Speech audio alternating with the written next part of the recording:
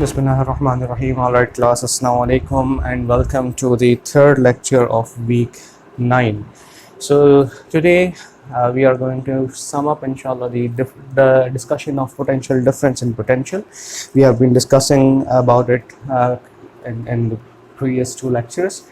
Now I just have summarized the main formula for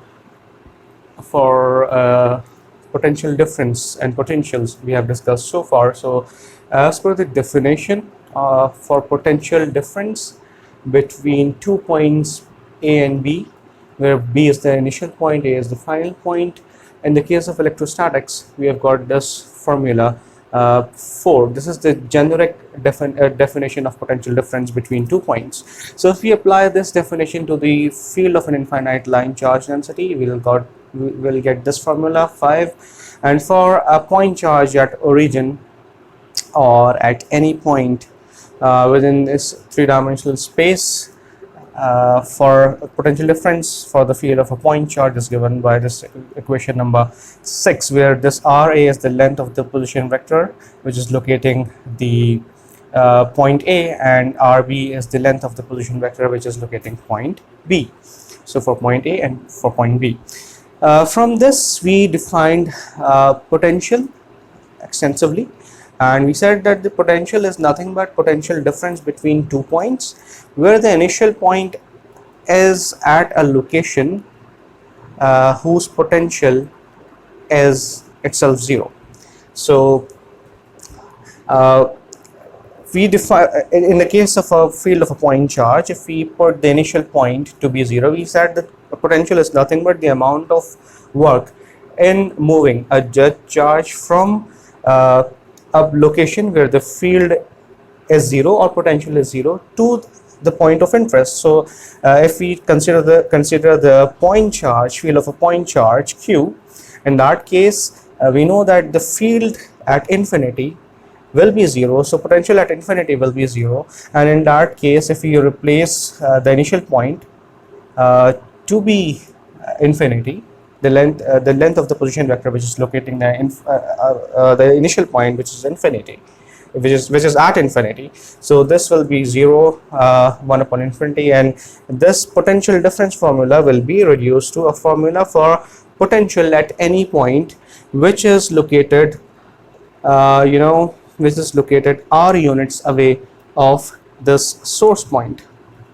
Okay, so from there we had a discussion of potential difference in terms of absolute potentials, and we discussed the example of gravitational field. We had done a lot of discussion on that, so we can see that the potential difference between 2 points A and B is nothing but the difference of the absolute potentials between those 2 points, where we should remember that the absolute potential of point A, VA, and the absolute potential at point B, VB, are absolute potential with respect to some common reference point, and generally the common reference points are either infinity for theoretical cases. Definitely practically infinity, taking infinity is not possible, so this is the reference point.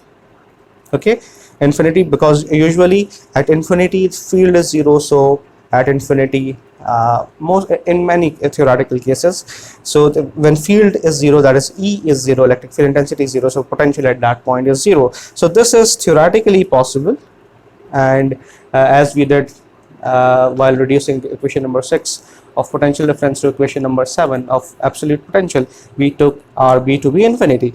So reference point meaning the point from which the charge has been moved, so that point, the initial point, should be at some reference point, and theoretically it is infinity. And in practical cases, if you are performing an experiment in the laboratory, in that case definitely approaching infinity is impossible, so we take ground of the circuit or any reference over which the potential is 0, so we'll take that to be the ground, and ground potential is treated to be the reference point. Okay, this ground is assumed to have 0 potential. All right, so from this discussion comes a very important discussion of equipotential surfaces. When we have discussed potential, so now comes the concept of equipotential surfaces. So equipotential surfaces are nothing but collection of all the points which have the same potential. So for the case of, for instance, a point charge at origin, and if we are working in a spherical coordinate system now, so the field is given by, absolute potential is given by this formula surrounding this point charge. So if I want, this is obviously constant, 4 pi epsilon naught is constant. So if I want to find the equipotential surfaces around this source charge Q, for which potential at each point is the same. So if I want to keep potential the same, so in that case, what if I just put R to be the constant, absolute potential would be constant. So to make absolute potential constant in equation, in this case, what we have to do, we have to keep R constant. Otherwise, all the entities which are shown here, 4 pi epsilon naught and Q, they are already constant. So if you want to keep this constant, R should be kept constant, and we know that R is what? R is the distance between the source point, which is at which the source charge is located, and the field point. So if you keep, in other words, R is what? If this is the field point, R is this distance. If you want to keep R constant, it means we are interested in what? We are interested in spheres centered at origin. So spheres are equidistant with respect to origin.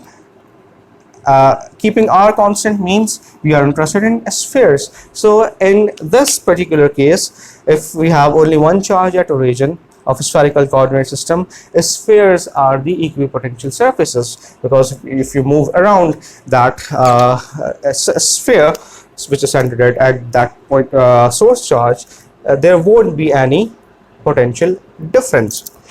So if you take the analogous example of Earth's gravitational field, so if I move a charge, move a mass of 1 kilogram from 0 height or the surface to a particular height h, so the amount of work which I have to do with is mgh, since I have taken this m to be 1, so gh. Okay, so a collection of, if I do the same thing here for the same mass, okay, so the amount of work done is gh, and for the same, if I do the same thing here, amount of work done is gh. So if I do the same thing here, amount of work done will be gh. So I can actually define a surface, a collection of all the points surrounding the surface of the Earth, which is actually equal in height with respect to the surface of Earth, and collection of all those points will form a surface, and that surface is a sphere whose center will be concentric with the center of the Earth. So these spheres, this sphere, or if I chose to have a higher, if I choose to have a larger height, in that case another sphere of larger height or radius with respect to the center of the Earth would define a sphere which will be which can be classified as equipotential surface, because at each point on this sphere the potential is the same, mgh, or in our case gh only. So at this point, let's say if I take this sphere of radius r1, so if let's say this gives us, or if replacing r1 gives us v1, so at each point on this sphere the potential will be v1. If I take another sphere of radius r2, in that case let's say the potential at each point is comes out to be v2, replacing r2 here gives us, let's say, v2. So now potential at every point in this sphere of radius r2 will be v2. That's absolute potential.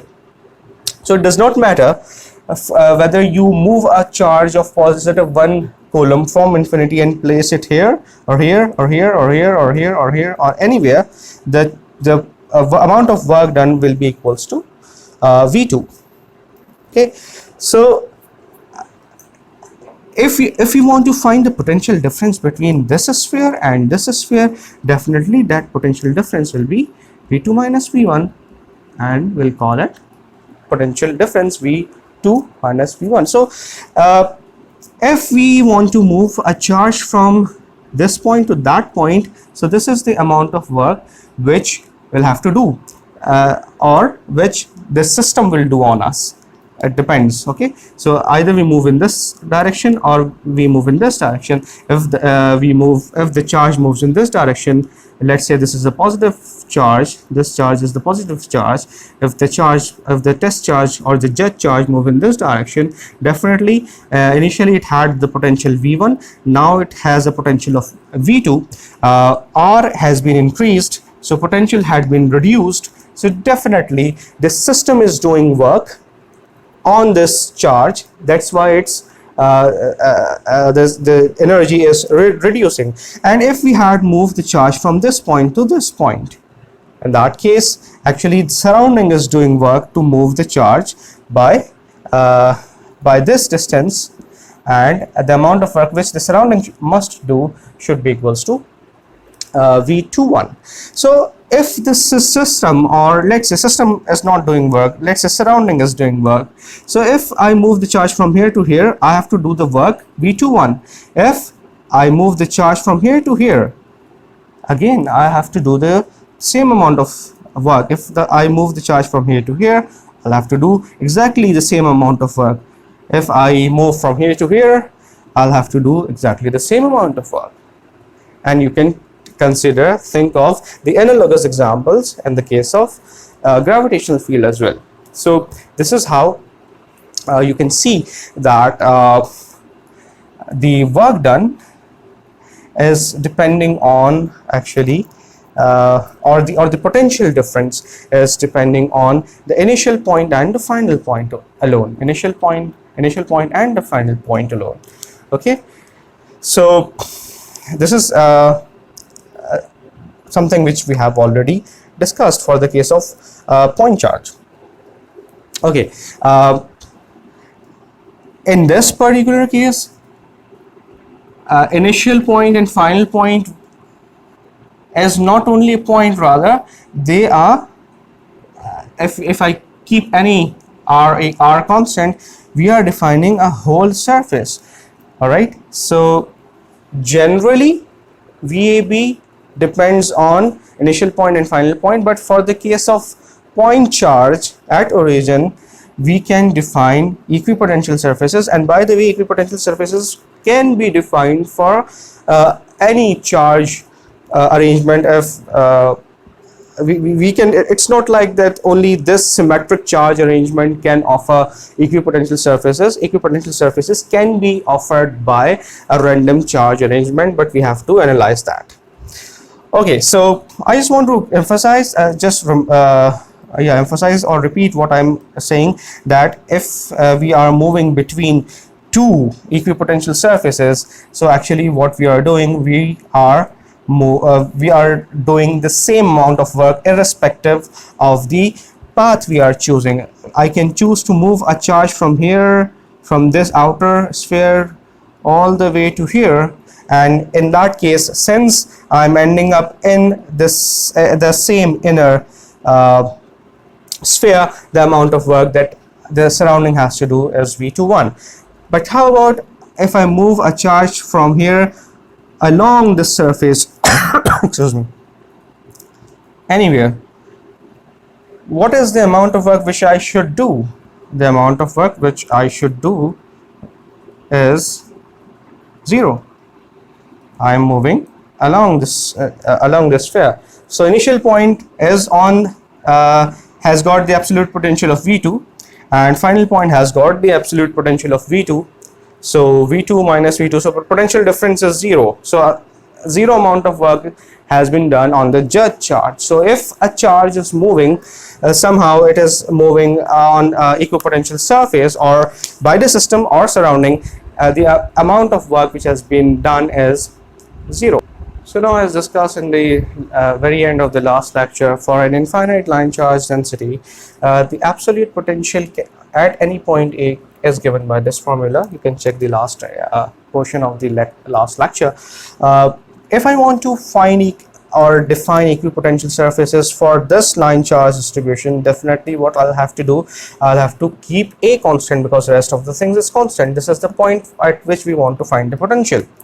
So if I keep A constant, and A is what? A is the perpendicular distance.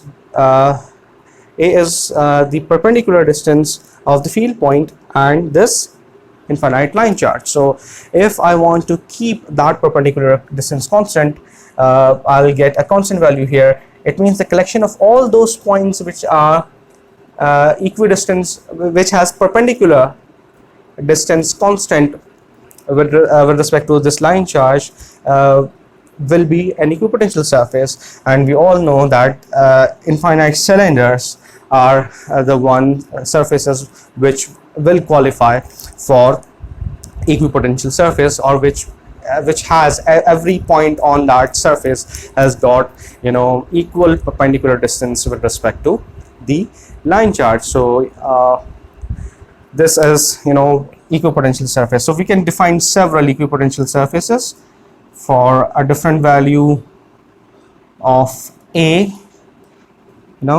reference value of A.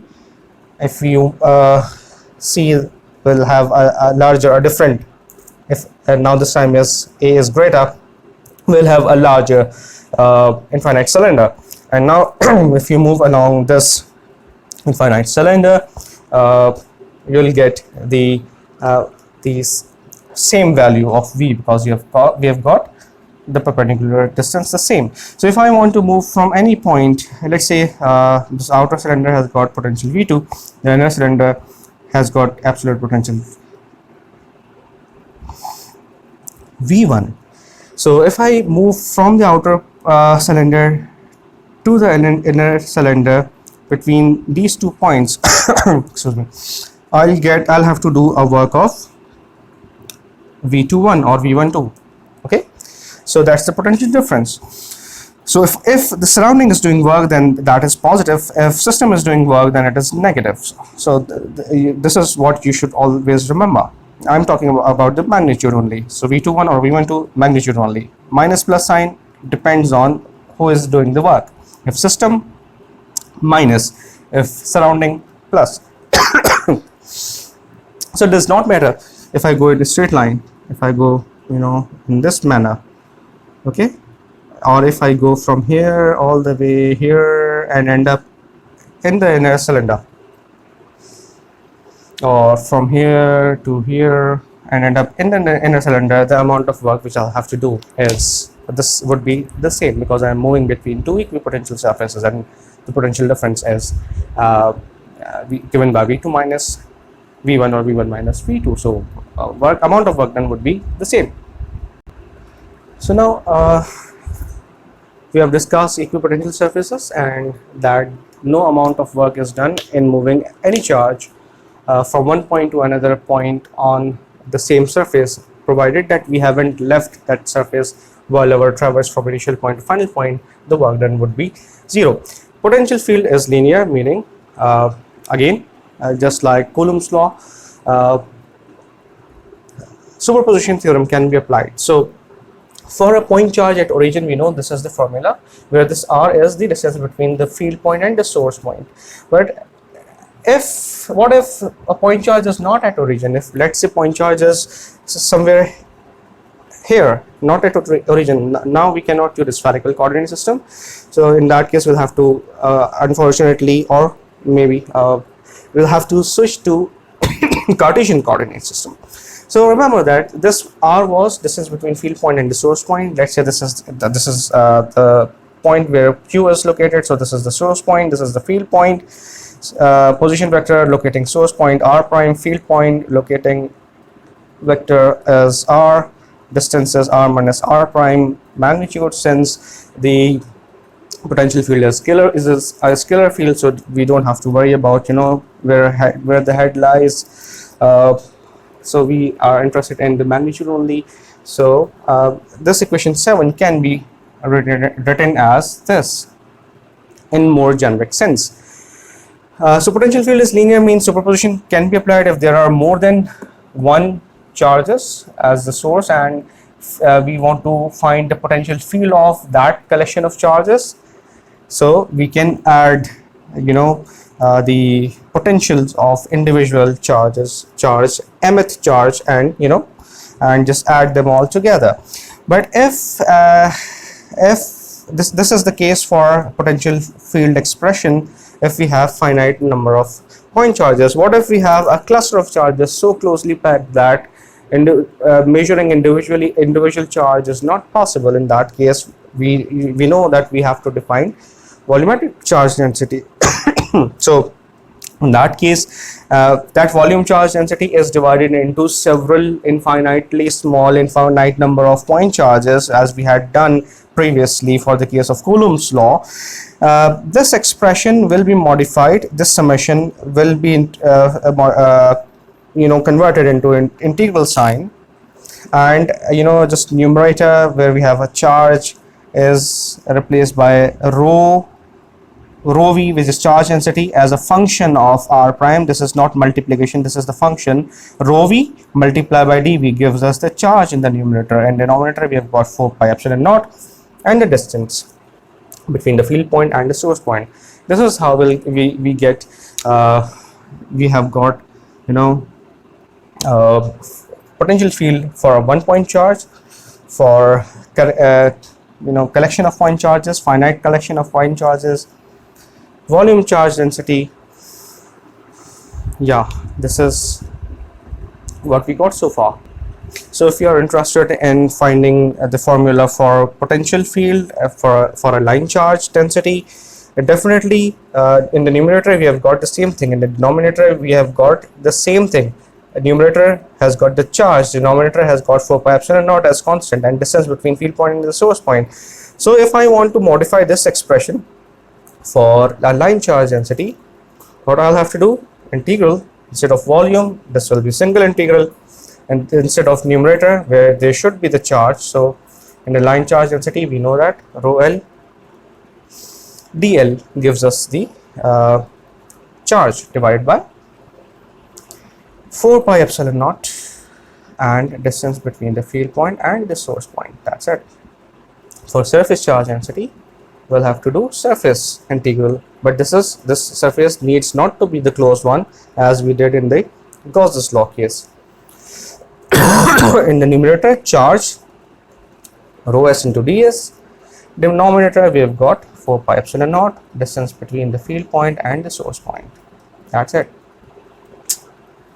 Okay, so we rarely use these formula. I've just given you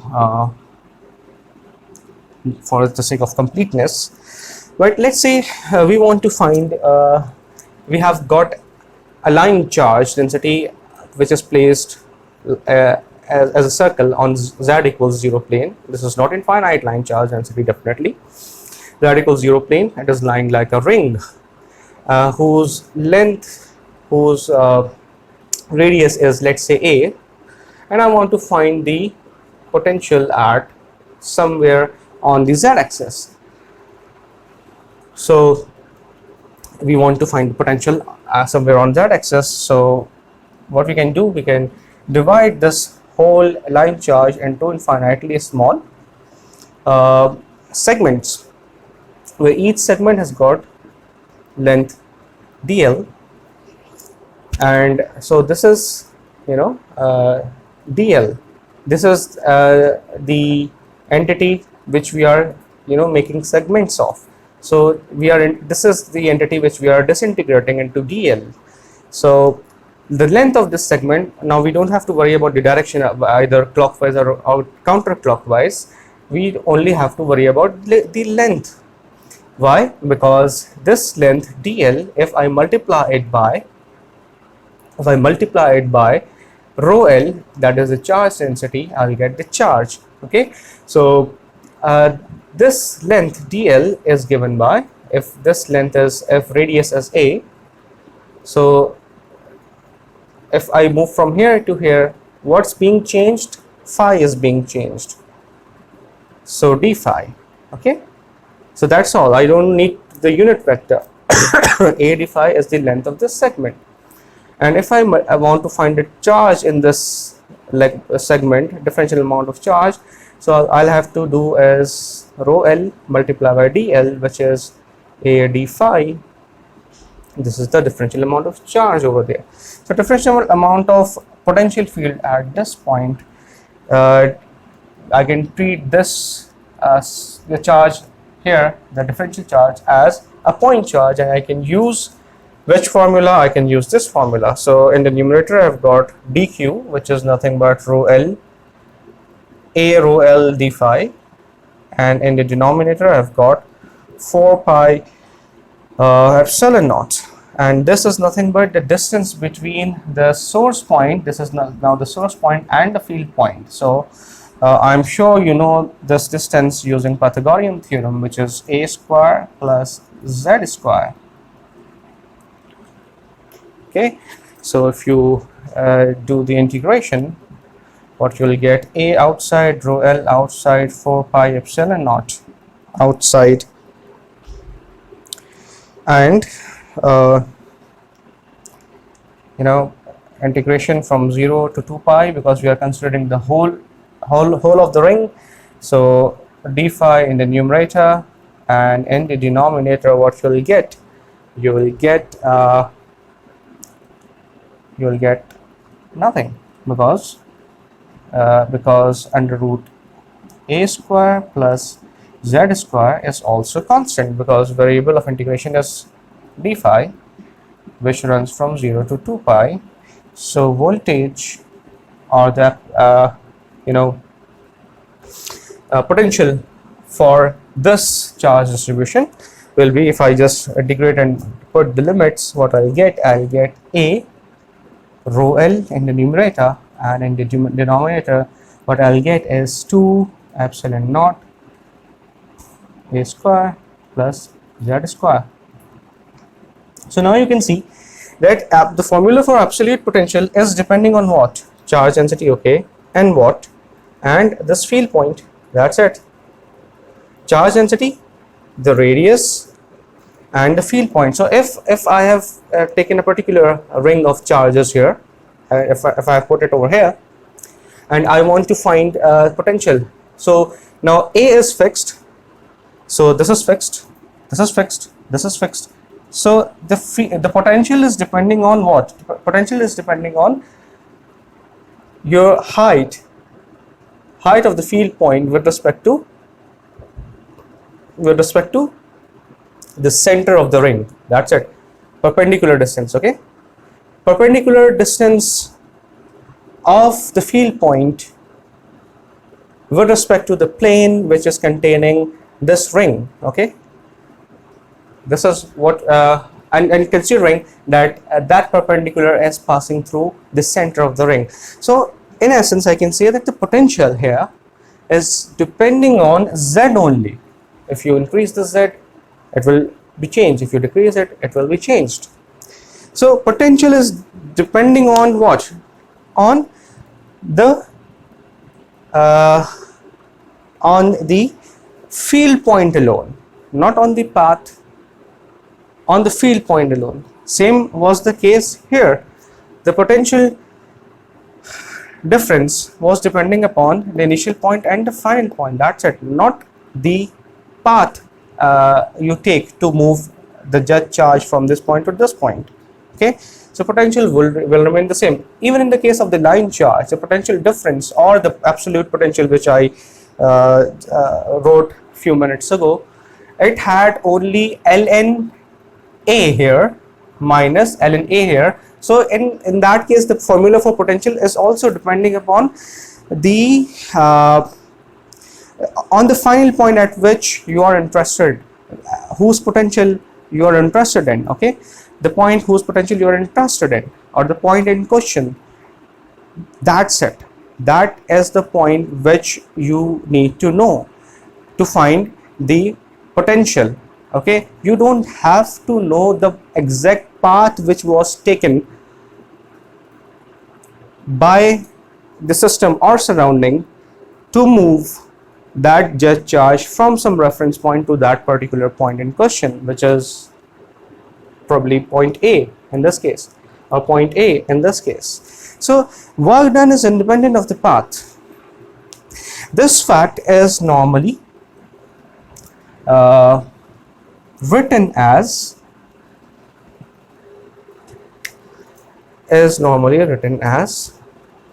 this is the work done.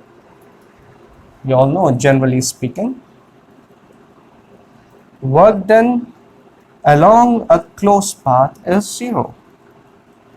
So if I multiply both sides by minus, so this fact is a very important fact which says that if you move in the field of electric in the electric field, in the field of some charge from one point to another point, if you move a charge from one point to another point in this field, okay, from point A to point B, or from point B to point A, and you move back, the amount of work which you will do from here to moving the charge from here to here will be exactly returned back to you when the charge is moved from here to here.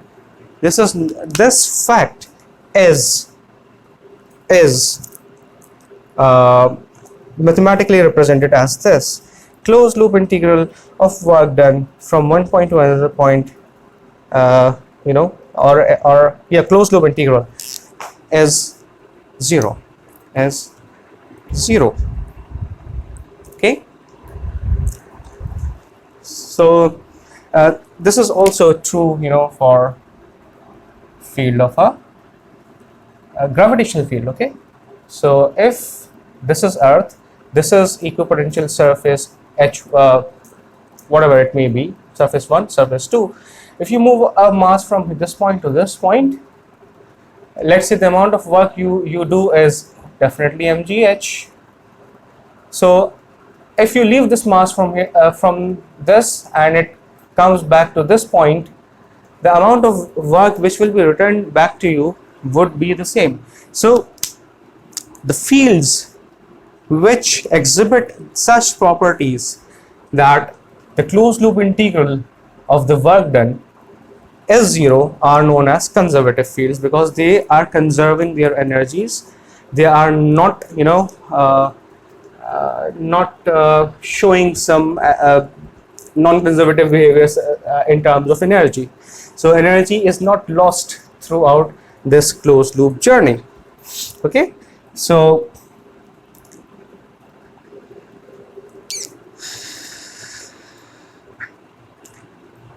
yeah, so this follows from the fact that the work done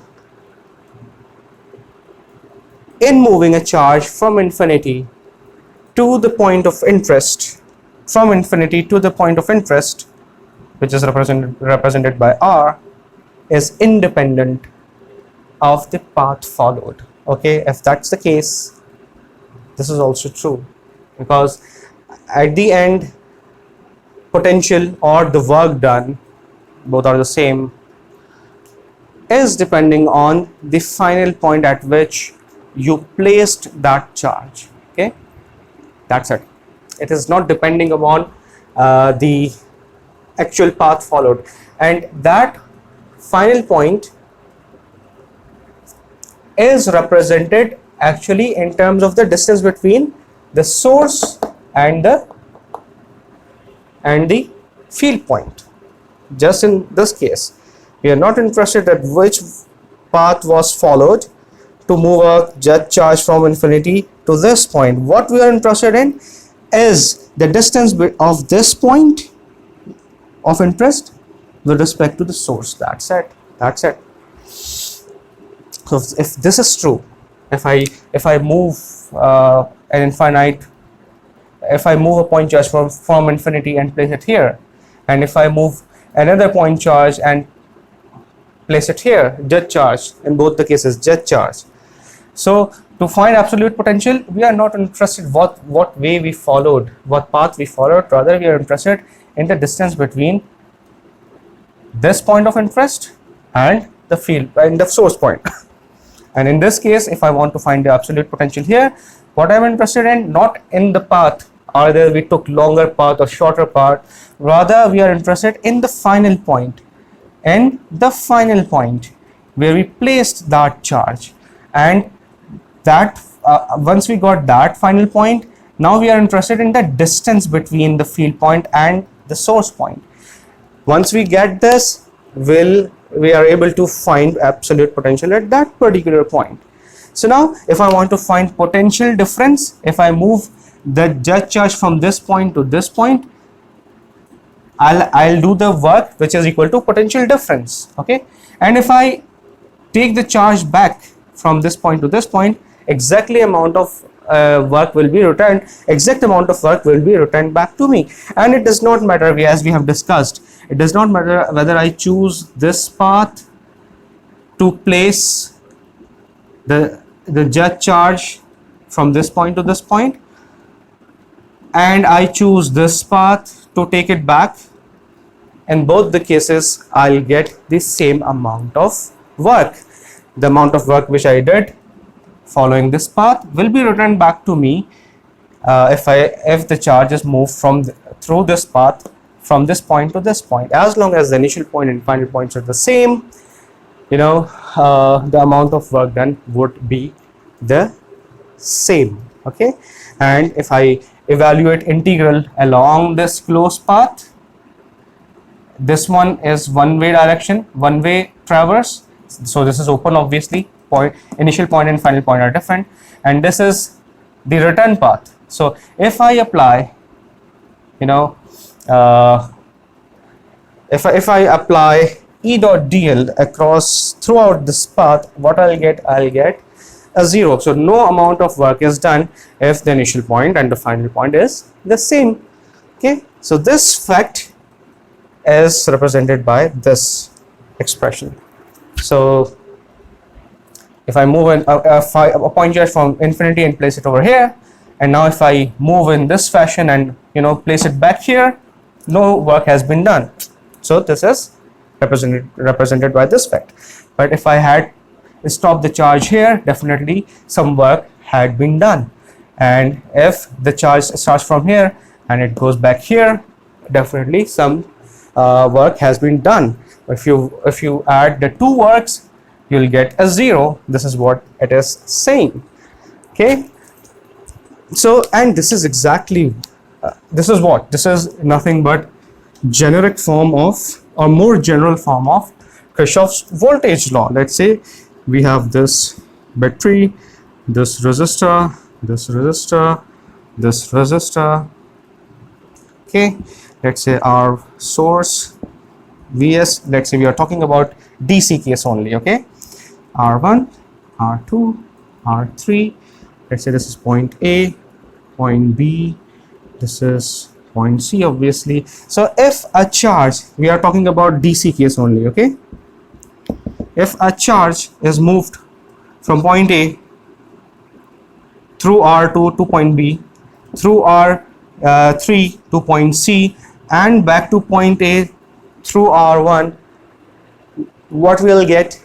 We'll get the KVL. The actual amount of work which we have done is 0, because the initial point and the final point is exactly the same. So this is KVL, right? VR2, potential difference VR3, VR1, right? So we say that VR2 plus VR3 plus VR1 all is equal to 0. Add them together, plus maybe minus. Okay, so this expression is nothing but a more general or more broader perspective of KVL, Kirchhoff's voltage law. If you start a charge from one point and you end it up on the same point, the amount of work done is 0.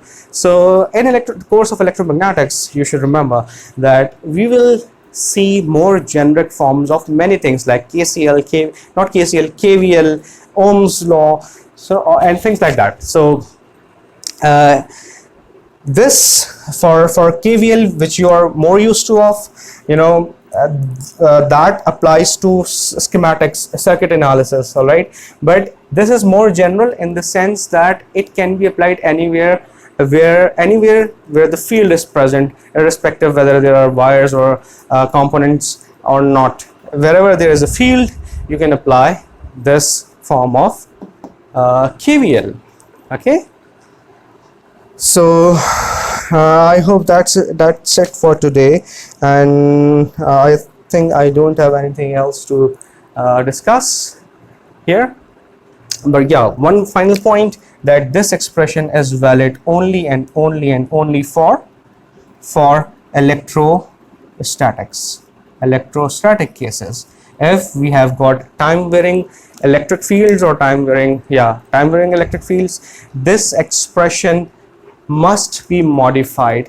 So far the discussion which we have done for conservative fields, that is for electrostatics only. Remember that if electric field is changing with time, in that case this expression must be modified. So wherever this expression holds, that field is a conservative field, whether this is electrostatics. So we have shown that electrostatics is a conservative field. If there is a generic field, let's say A field, capital A, if we have a field A, and if we apply, if we evaluate this A dot dl over a closed loop, and if that turns out to be 0, it means that A field is a conservative field. All right.